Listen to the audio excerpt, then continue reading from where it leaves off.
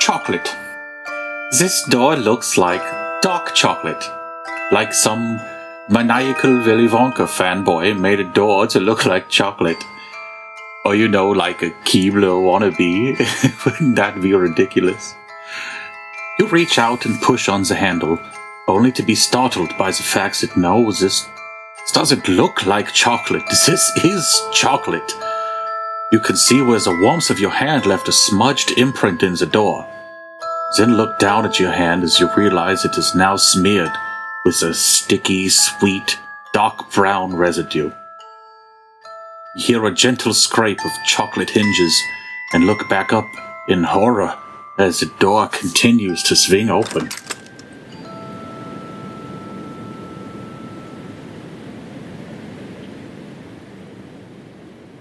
Jack, you stand in front of the door that leads down into the offices of Mrs. Claus, and even lower, the vault that contains Santa. You feel that you're in the right place to find Frosty down below. Yeah, if I feel that, then I'll slowly, silently try to open the doors to sneak down.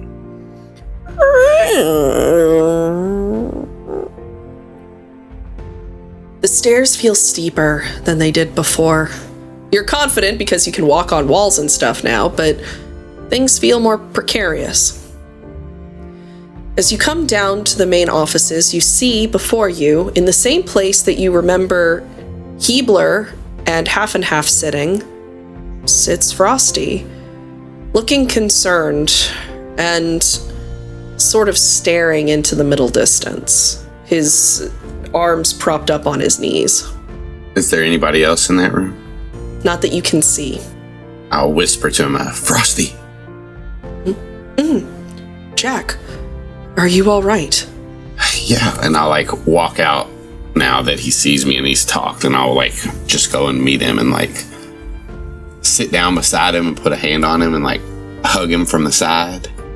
He's going to wrap his arms around you and sort of have a moment before he withdraws and goes, "What happened? Is everything okay?" No. Well, some things are good. We defeated the Grinch mother. She returned. In turn helped the Keebler elves. We didn't have to fight them. We worked with them to get them back to where they are. But we also found a workshop. And we found some stuff in that workshop that kind of blows my mind. What kind of things? And by they, I mean Gloria, Mrs. Claus, ran this workshop, and they were working on creating something to replace Santa. And through some digging, we found out that that's how Spruce got here. Gloria made Spruce in a lab? Yeah, and we believe it's to replace Santa. What? Yeah.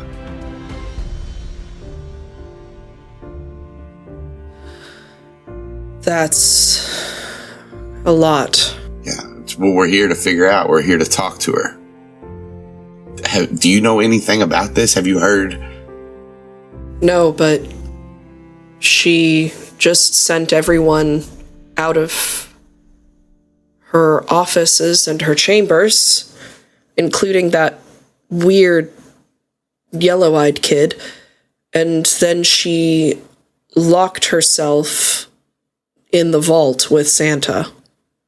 Oh, we gotta go, Frosty. And what'd she send him out for? To get milk or something? We gotta get in there, though. Actually, she did send one of the deers out to get milk. It's not a time. Santa might be in danger. I don't know what to tell you. I haven't left this space. This is as close as I can get, but I don't know. Do you think we could handle it, the two of us? Well, I don't know that we have a choice, but Pachelbel is going to get Halley and Spruce and bringing them back here. And hopefully they got the rest. Any of the reindeer that were left. I don't think Dancer's going to be of any help. That peppermint mule's head has expanded 6 times. Oh. He's been moved to the front. I knew there was something up with him, Frosty, when we were in there. I knew he had something going on. I wouldn't know what to tell you. Apparently someone wrote a letter of recommendation, and weirdly, Gloria, she went for it. Dasher is despondent. I wanted to believe that this was all some kind of mix-up. The more you're telling me, I don't think it is. There's some kind of lock on the door that I haven't been able to get past. If we can figure it out, then we should be able to get in. I'll walk over to the lock. The lock is obviously made of some kind of striped white and red candy. And while there is no keyhole, at the center of it, there is a little circle surrounding some kind of like pinhole. The circle has the engravings, with holly jolly blood comes holly jolly entry. Look, I'm not a poet. What do you want from me? All right, holly jolly blood. I don't know that my blood is holly or jolly. I don't have blood. Yeah. Hence my predicament. At least I don't think I have blood. I'm not super keen on experimenting with that. Yeah, me neither. But for the sake of Christmas, pull out a dagger and prick my okay. Audience, you don't have the chat that we do, but Alex literally puts in, say hello because only friends I know can enter here, which is way better than what I put. So just say I said that. Just assume I said that, listeners. It is not long after this that Pachelbel, Dasher, Halley, and Spruce are going to make it to the gates of the Christmas castle. The soldiers remember what happened last time and let you through with little to no guff. Is there a little guff? There's no guff. There's no guff. Okay, you said little to no, and that's a spectrum? I mean, you might be getting side-eyed at worst. Oh, I'm gonna dagger stare at that motherfucker. Whoever's side-eyeing me, I'm remembering his name. Demerits. Demerits? His name's Demerits. You all are able to get in, and Halley, you and Spruce haven't seen how chaotic it is in there. You're almost overwhelmed. It's basically the equivalent of the sound,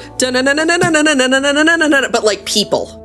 It's like Flight of the Bumblebee, but with elves. Flight of the Bumbledeer, as it were. I'm just gonna beeline. Try to direct Dasher, towards that waiting room, because I know the office is beyond it. Dasher is going to sprint gracefully and with determination. Nobody dashes like a Dasher. Nobody dashes like Dasher. He is going to not only get to and through the doorway rapidly, he is going to leap down the spiral stairs, and on the last, 2 feet, does his jingle jangle hooves so that he can fly that last foot or two for a delicate landing. Masterful. Yes, Bruce turns to Halley and is like, that was really cool. Can you do that? Yeah, let's try it. Oh. And Hallie's gonna wait for Spruce to hop up and then try to do the exact same thing. Roll athletics for me. All right. I want so badly for you to just vertical takeoff, land down the spiral staircase instead. Is a 25. Holy fucking shit! You are able to replicate all of the acrobatic tricks, bounding around without stepping on a single elven foot. You also are able to leap down, though you are going to catch yourself a little bit before Dasher does, just because you don't want to cut it that close. Your years of flying are that they've been days, so you don't want to push it. Immediately upon landing, she looks back at Spruce doesn't say anything, but the expression is, whoa. And Spruce is like, whoa. Frosty, Jack, you turn at the sound of 2 reindeer, 1 elf and 1 sort of kind of partial elf, bound into the space. I go, whoa. Well, that was impressive. Hey, there's this lock on the door. Mrs. Claus is in there with Santa right now. She's dismissed everyone. She's locked herself in with Santa into the vault. Is a vault? Oh, mind claws. Okay. And then I'm going to run up to the lock, and I'm already pulling out tools to try to fuck with it. And then I read the inscription. Bruce jumps down and walks up and is like, why didn't you go in? And then just grabs the door. It's locked. As Spruce wraps his hand around the handle, the circle and the inscription within glows, again in the multicolor of Christmas lights. The lock undoes itself with a loud thunk and rolls out of the space, allowing Spruce to open the door. Oh, it was locked. Good work. You're so strong. Dude, like, wasn't even locked. He just pushes the door open. Pachelbel's looking back at everybody like... Whatever Dasher can do to shrug, he does. He also doesn't understand. He doesn't understand any of the importance of that. Halley immediately jumps on board with Spruce and is like, yeah, it wasn't even locked. Not for some of us. Jack smiles. You walk in and past Mrs. Claus's office and chambers, down the hall, the long, long hall to the vault. You see already sort of pouring out this incredible overflow of Christmas magic. As you get closer, you can smell baking cookies and a roast goose feast. You can smell mistletoe and pine. You can smell chestnuts and punch and eggnog. You feel this incredible warmth, this feeling of safety and love, and you hear sounds. You hear the crinkling of wrapping paper, the laughing of children, the fond conversations of families at the holidays, the crackling of fire. You feel true peace, connected to this primordial force that powers your world. Your skin tingles with it.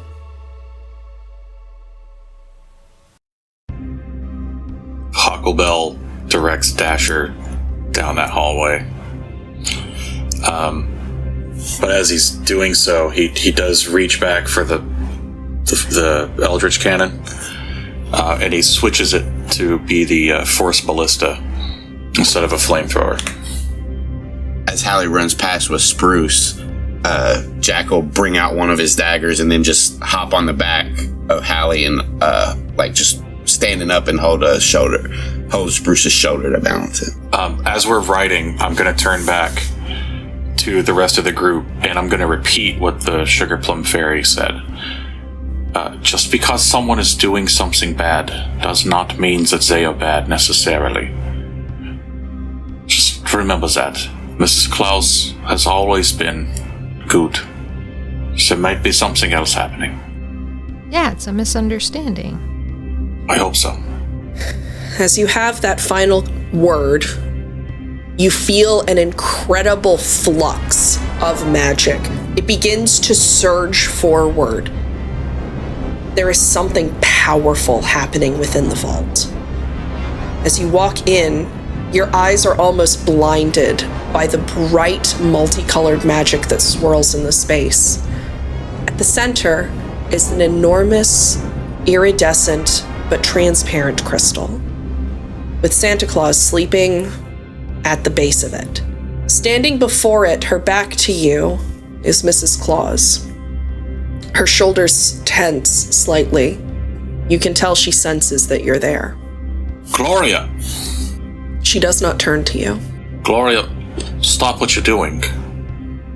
You have to. She's going to kind of turn, and her head kind of lazily tilts to the side as she looks back at you. And what is it you think I'm doing? I don't know, but there's too many things going on that seem naughty. Is it really? If something's been unfair for so long, something's been the exact opposite of what it was supposed to be for aeons, setting it right isn't wrong. She's going to turn back. Do you know how all this started? What exactly? Nick. No, that was before me. It was before most of us. He was just a man once. He would make toys for children, and anytime we would pass through a village that was suffering from illness or famine, he would do everything he could to make it as right as he could. Once a year, he would make sure he had all the toys he could make. He would spend all year working. And then he would sneakily deliver all of them. People didn't know it was him for years. He got older as time went on. Eventually, I thought that these days were behind him. And then it was this spirit, this what we now know as the Christmas magic, some kind of force of something older and more powerful than us. She came and she made him what he is. She changed me as well, so he wasn't alone, but he wasn't a human anymore, which he tried so hard all the time to make everyone happy. Do you know how long it's been since I've just sat with him? Since I've just held his hand. Because he's here. And he's here all year. And the one day he's awake, the one day he's gone. And then he comes back and he goes back, and it happens all over again. It has been centuries upon centuries. Don't you think it's time for someone else to do the work, someone else to step up? Let us have our peace. When do we get to have our happiness, our moment, our time? We've given all we've had. This can't be asked of us. Not anymore. There's a long pause, and Pachelbel, you can tell that he's like sad and empathetic. And he finally says, "But Gloria, what do you want to do? Just replace him? That can't be." She's gonna take a breath, and the emotion behind her voice, you can feel she's trying to cut off. She's trying to distance herself from this moment, and she turns and she goes, "Why not? Why not make this a cycle? Why not make it every few hundred years someone else takes the mantle? Why should it fall on only one pair of shoulders forever?" Mrs. Claus? What did Santa say about it? Miss, there's a kind of person that's very special. They will tell you that everything is okay and that they're fine and happy with how something is because they don't want to hurt anyone else or they don't want to make anyone else sad. They will tell you that they didn't even want the last slice of cake. They didn't even care about what you had for dinner. That they would rather you have something special to them. It's because there's a kind of person that wants joy for people and will sacrifice themselves to do it. Santa is a man like that. I see every year he's more and more tired. The world is so big, and it keeps getting bigger. And he's one person. I don't need to ask him because I know what his answer will be. And his answer will be a lie. Santa, Nick wouldn't be willing to lay down his hammer, his screwdriver, his knife, unless he knew someone else would pick them up. That's why you were born, Spruce.